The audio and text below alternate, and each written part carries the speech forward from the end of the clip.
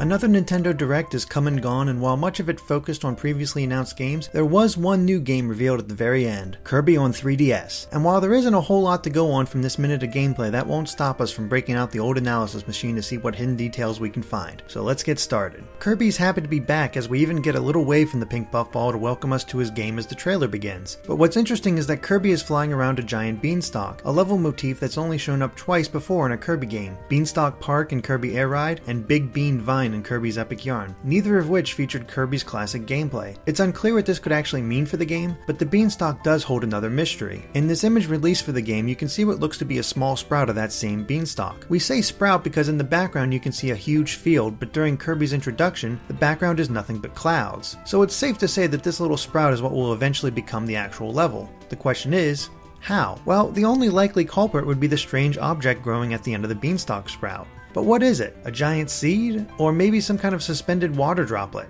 All we can really say is that Kirby likely interacts with it in some way, causing the Beanstalk to grow and become one of his levels. It's that kind of imagination that we hope crosses over into the other levels, and we've already gotten quite the preview for some of the places Kirby will be visiting along with the Beanstalk. There's the Grasslands, which is likely the first level of the first world since we can see instructions on the background on how to control Kirby. Then there's the woods, the caves, a railroad canyon complete with a Waddle Dee train to run over poor Kirby, a different rocky area, and a kind of toy factory. But the one that has us most intrigued is the ice level. In the background, behind all the igloos, you can see a frozen fountain. Could this actually be the Fountain of Dreams? It seems unlikely since the Fountain of Dreams was in a secluded area before, though that could hint at the story in this game, which would be Kirby having to restore the Fountain of Dreams. This probably won't be the case though, as Kirby games have never had the most involved stories, but it's hard not to think about it when you see a fountain in the background. New levels aren't the only thing being introduced in Kirby 3DS though. There's a brand new star that transports Kirby between the foreground and background, much like the barrels in Donkey Kong Country Returns. And it looks like they disappear as soon as you land, so backtracking won't always be an option. Though as soon as we say that, we see a small scene where Kirby is walking to the left in the background, following the path of a nearby arrow. But behind him is another of these new stars. Is that where he came from, or is it a kind of secret? In the foreground, we can also see another arrow pointing right. Perhaps Kirby is making his way left before getting back to the foreground and heading right. Or maybe there are multiple paths. Either way, it seems like these dual planes could add a new wrinkle to the classic Kirby gameplay. We also get a look at the new collectibles in this game. Just like in Kirby's Return to Dreamland, it's behind a locked door, so a key will have to be found. But instead of a gear, it looks to be shaped like a sun or a flower with a blue center. They obviously tie into the game's story, but what could they be for?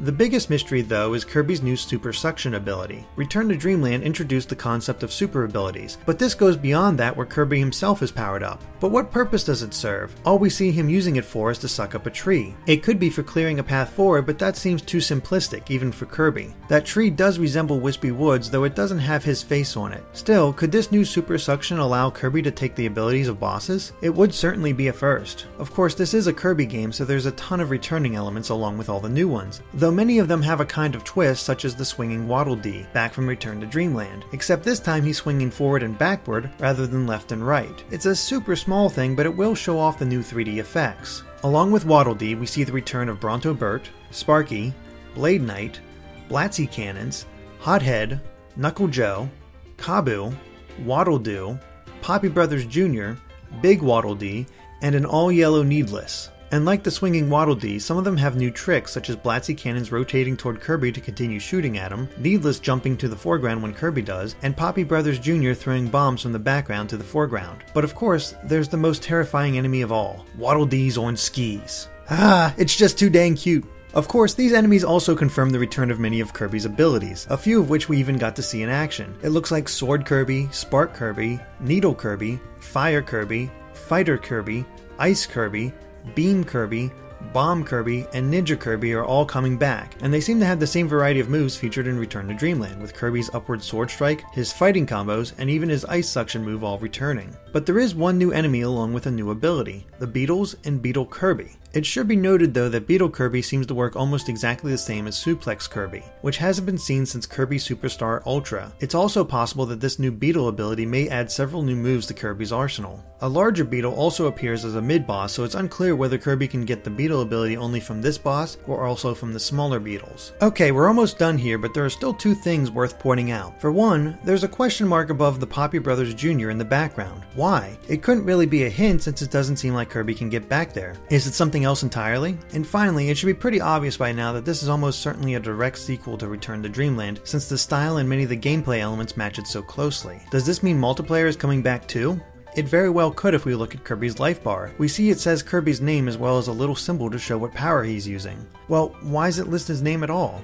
In Return to Dreamland, the name would become whatever his ability was, or whichever character a player was using. Could it really be that Kirby 3DS will have multiplayer too?